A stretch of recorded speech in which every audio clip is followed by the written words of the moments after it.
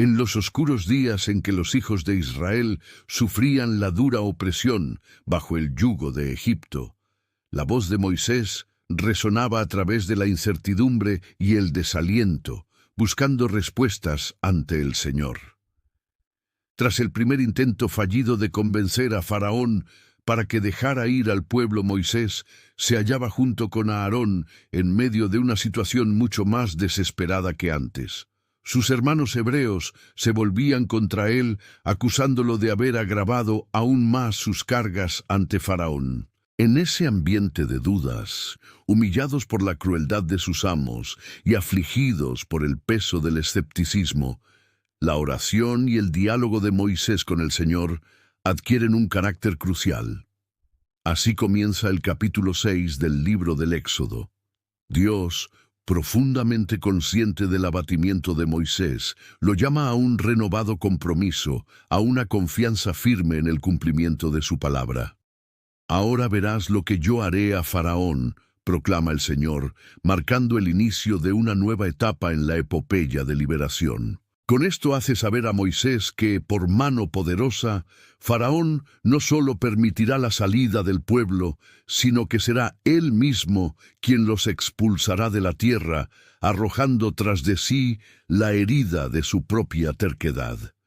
En ese momento solemne, el Señor habló a Moisés para reafirmar su identidad y su promesa.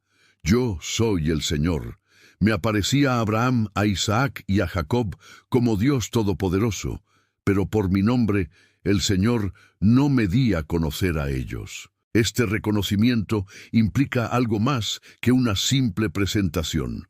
Señala la continuidad de las promesas hechas a los patriarcas, la ligadura irrompible entre el Dios de la alianza antigua y la esperanza renovada en días de esclavitud.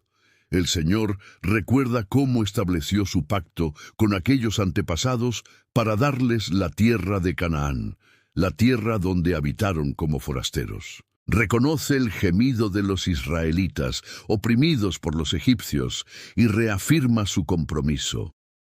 He oído el clamor de los hijos de Israel, y me acuerdo de mi pacto. La oración de Moisés, articulada en palabras y en silencios, se encuentra con la memoria activa de Dios, quien es fiel incluso cuando la esperanza humana titubea. Entonces, el Señor da instrucciones formales y claras a Moisés para que hable de nuevo a los hijos de Israel, transmitiendo con exactitud las palabras que él mismo recibe del Altísimo. Con voz de convicción, Moisés debe declarar: Yo soy el Señor. Los sacaré de debajo de las cargas de Egipto, los libraré de la servidumbre, los redimiré con brazo extendido y con juicios grandes. Por medio de estas promesas, el plan divino adquiere dimensiones definitivas. Ya no es solo la voz de Moisés, sino la del propio Dios, quien se compromete a intervenir en la historia. La oración de Moisés permanece marcada por la honestidad. Siente que sus palabras no hacen efecto, que sus hermanos han perdido toda esperanza y que la dureza de su servicio les impide soñar.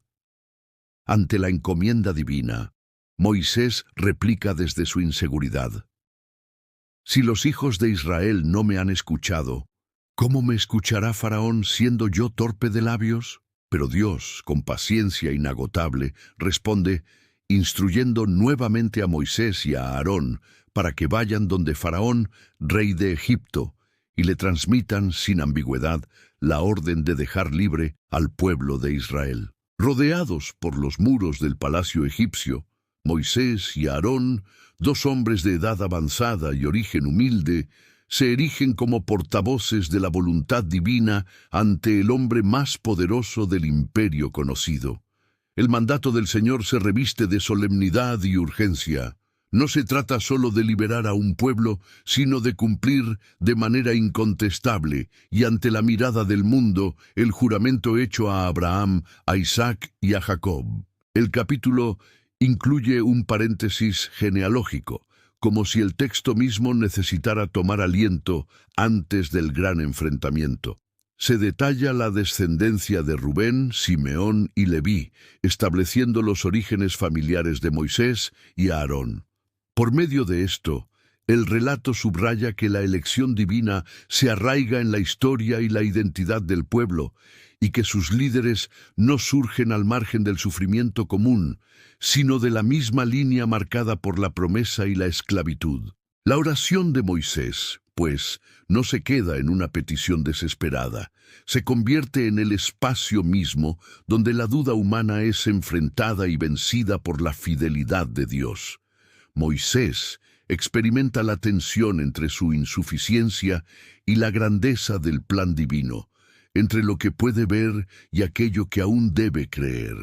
Su diálogo con el Señor refleja los propios temores y anhelos del pueblo, el deseo de libertad, la memoria de injusticia, la esperanza de una vida nueva en la tierra prometida. En este diálogo, Dios no promete un camino fácil, pero sí una presencia constante. Yo soy el Señor, repite una y otra vez, como un eco que atraviesa la noche opresiva de Egipto. Esa presencia sostiene a Moisés cuando la lógica humana sugiere rendirse y cuando el pueblo se encuentra demasiado abatido para soñar. La firmeza de la voz divina, que resuena a través del desánimo, revela que ningún sufrimiento permanece oculto a los ojos de Dios. Mientras tanto, en las calles polvorientas de Gosén, los israelitas vacilan entre la incredulidad y el deseo. Cada palabra de Moisés parece chocar con la realidad de los capataces, con la brutalidad de Faraón, con el peso de los años transcurridos en servidumbre. Sin embargo, la promesa de redención se introduce en su historia como una semilla que, aunque insignificante a los ojos de muchos, crecerá hasta transformar la realidad. La oración de Moisés, en su segunda parte según el texto del Éxodo, no es solo un grito pidiendo intervención, es un testimonio de perseverancia ante la frustración, de fe que permanece incluso cuando los resultados inmediatos parecen nulos. Es, sobre todo, el lugar donde se da el verdadero encuentro con un Dios que escucha y tiene poder sobre los reinos de la tierra. El Señor ordena a Moisés y Aarón actuar sin temor. Irán juntos ante Faraón y repetirán el mensaje. El plan divino avanza, a pesar de la resistencia del déspota, a pesar de la reticencia del pueblo, a pesar del propio temor de Moisés. Cada uno de estos elementos humanos, que parecían obstáculos, conforma el escenario donde la gloria de Dios será plenamente manifestada. En ese estado de tensión, el capítulo deja a Moisés aguardando instrucciones divinas más específicas. Está preparado para medirse, una vez más, con el poder terrenal, armado solo con la palabra permanente de Dios. La oración se vuelve acción. Moisés y Aarón, por mandato y presencia de Dios, se convierten en instrumentos de liberación. Cuando finalmente regresen ante Faraón, ya no serán solamente emisarios temerosos, serán portadores de señales poderosas y prodigios. Pero antes de la irrupción de las plagas y la confrontación final, este momento de oración, de reafirmación del pacto, de recuerdo de la identidad y de reaseguro ante las dudas, es vital. Marca la transición entre la incertidumbre silenciosa y la historia retumbante de la liberación. El lector u oyente, al sumergirse en estos versículos, percibe el pulso de una humanidad inquieta y la fidelidad inquebrantable de un Dios que se compromete con la causa de los oprimidos. La oración de Moisés, cargada de interrogantes y temor, halla respuesta en la acción amorosa y poderosa del Señor. Prueba de que, incluso en la oscuridad más densa, la promesa de salvación no se debilita ni se olvida. Así, en el libro del Éxodo, la segunda parte de la oración de Moisés al Señor se convierte en el preámbulo resonante de un acto decisivo en la historia de la fe, la salida de Egipto. El clamor de un hombre dubitativo y de un pueblo exhausto se encuentra con la respuesta eterna de Dios, quien, con mano fuerte y brazo extendido, se dispone a abrir un nuevo futuro para su pueblo.